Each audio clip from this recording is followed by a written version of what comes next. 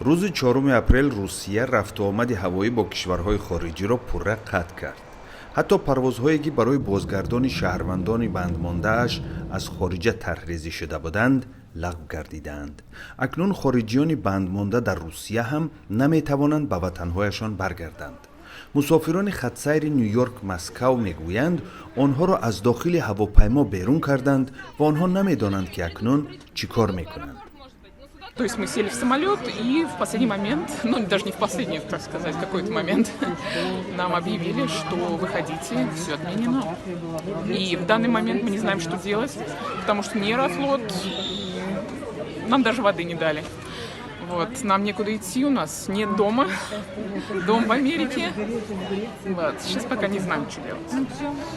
در ستاد مبارزه با کرونا ویروس در روسیه گفتند آن شهروندان روسیه که میخواهند به وطن برگردند باید در سامانه خدمات دولتی روسیه نامشان را ثبت کنند.